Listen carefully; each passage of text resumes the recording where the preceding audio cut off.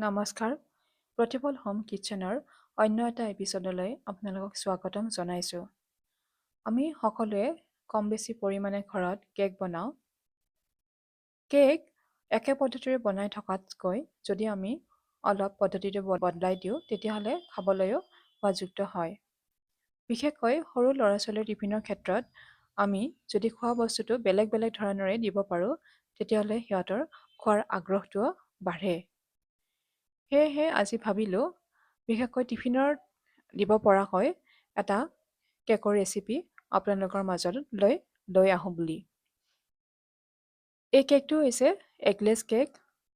ইয়াত কোনো কণী ব্যৱহাৰ কৰা হোৱা নাই। এই কেকটো বনাবৰ বাবে আমি প্ৰথমতে চুজি ব্যৱহাৰ কৰিছোঁ আৰু এই চুজি এটা মিডিয়াম চাইজৰ কাপেৰে 3 কাপ লৈছোঁ। ইয়াৰ পিছত যিটো কাপেৰে আমি চুজি লৈছিলোঁ সেই একেটা কাপেৰে আমি গাখীৰ লৈছোঁ। গাখীৰৰ পৰিমাণ 3 কাপ ব্যৱহাৰ কৰা হৈছে আৰু এই গাখীৰটো নৰ্মেল ৰুম টেম্পাৰেচাৰত থকা গাখীৰ ব্যৱহাৰ কৰিছোঁ। এতিয়া গাখীৰ আৰু চুজি যাতে ভালদৰে মিহলি হৈ যায় তাৰ বাবে কিছু সময়ৰ বাবে মিশ্ৰণটো আমি এনেধৰণেৰে হেতাৰে লৰাই আছোঁ। ইয়াৰ পিছত আমি পাউডাৰ গাখীৰ দিছোঁ। পাউডাৰ গাখীৰ ডাঙৰ চামুচেৰে 3 চামুচ দিছোঁ। এই পাউডাৰ গাখীৰখিনি দিয়াৰ পিছত পুনৰ আমি হেতাৰে লৰাই দিছোঁ। ইয়াৰ পিছত এই মিশ্ৰণটো কিছু সময়ৰ বাবে ঢাকনিৰে ঢাকি থৈ দিছোঁ। প্ৰায় 15-20 মিনিটৰ পিছত ঢাকনিখন আঁতৰাই পুনৰাই মিশ্ৰণটো কিছু সময়ৰ বাবে হেতাৰে লৰাইছোঁ। ইয়াৰ পিছত আমি ব্লেণ্ডাৰ লৈছোঁ আৰু বনাই লোৱা মিশ্ৰণটো ইয়াতে বাকি দিছোঁ। মিশ্ৰণটো যিহেতু অলপ ডাঠ হৈ আছে সেইবাবে তাত অলপমান গাখীৰ পুনৰাই দিছোঁ আৰু হেতাৰে লৰাই দিছোঁ।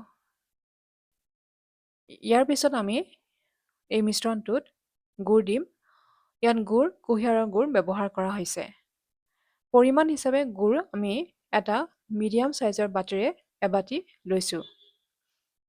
এতিয়া গুড় আৰু মিশ্ৰণটো গ্ৰাইণ্ডাৰত গ্ৰাইণ্ড কৰি লৈছোঁ। এই মিশ্ৰণটো দেখিছে খুব বেছি ডাঠো হোৱা নাই। এতিয়া এই মিশ্ৰণটো এটা পাত্ৰত বাকি লৈছোঁ আৰু ইয়াতে আটা দিছোঁ।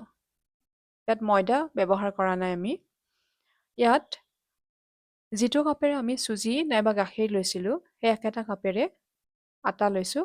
আটা 1 কাপ ব্যৱহাৰ কৰা হৈছে। এতিয়া আটাখিনি যাতে মিশ্ৰণটোৰ লগত ভালদৰে মিহলি হৈ যায় তাৰ বাবে হেতাৰে এনেধৰণেৰে লৰাই দিয়া হৈছে। এতিয়া উপযুক্ত হিচাপত মিশ্ৰণটো হোৱাৰ পিছত তাত আমি বেকিং পাউডাৰ দিছোঁ। বেকিং পাউডাৰ ইয়াত 1 চামুচ লৈছোঁ আৰু লগতে খুব কম পৰিমাণে প্ৰায় 4/4 এভাগ বেকিং ছ'ডা দিছোঁ আৰু ইয়াৰ পিছত ভেনিলা চেণ্ট দিছোঁ। ভেনিলা চেণ্টৰ পৰিমাণ 5-ৰ পৰা 6 টোপাল ব্যৱহাৰ কৰিছোঁ। এতিয়া এই উপাদানকেইটাও যাতে মিশ্ৰণটোৰ লগত ভালদৰে মিহলি হৈ যায় তাৰ বাবে আমি এনেধৰণেৰে লৰাই দিছোঁ। এতিয়া এটা কেক বনোৱা পাত্ৰত এই মিশ্ৰণটো বাকি দিছোঁ।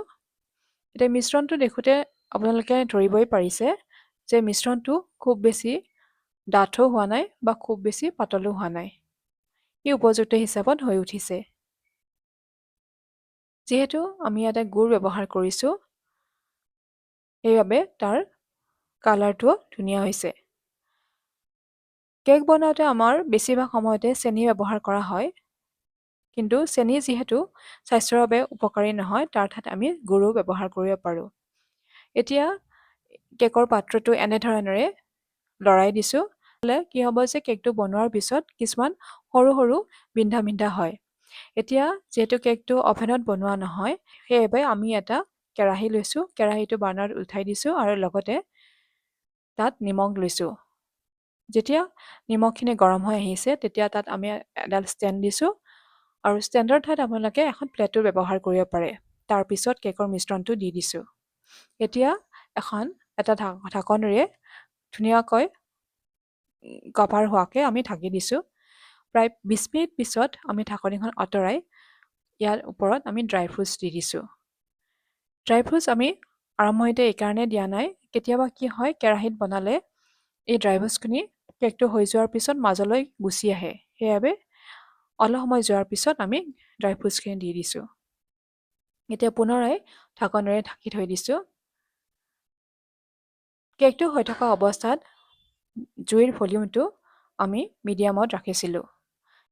এইখিনিতে এটা কথা উল্লেখ কৰোঁ যে কেকটোৰ মিশ্ৰণটোত অলপমান আন্দাজ অনুযায়ী নিমখ দিয়া হৈছে।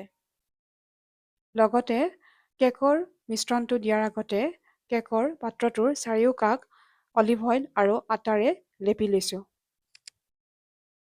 এতিয়া প্ৰায় ৪৫ মিনিট হৈ যোৱাৰ পিছত আমাৰ হৈ গৈছে কেকটো। দেখিবলৈ বৰ সুন্দৰ হৈছে। এয়াই হৈছে আজিৰ ৰেচিপি। ৰেচিপিটো চাই কেনেকুৱা পালে জনাব। যদি ভাল পায় তেতিয়াহ'লে লাইক, শ্বেয়াৰ আৰু কমেণ্ট কৰিব, লগতে ছাবস্ক্ৰাইবো কৰিব। ধন্যবাদ।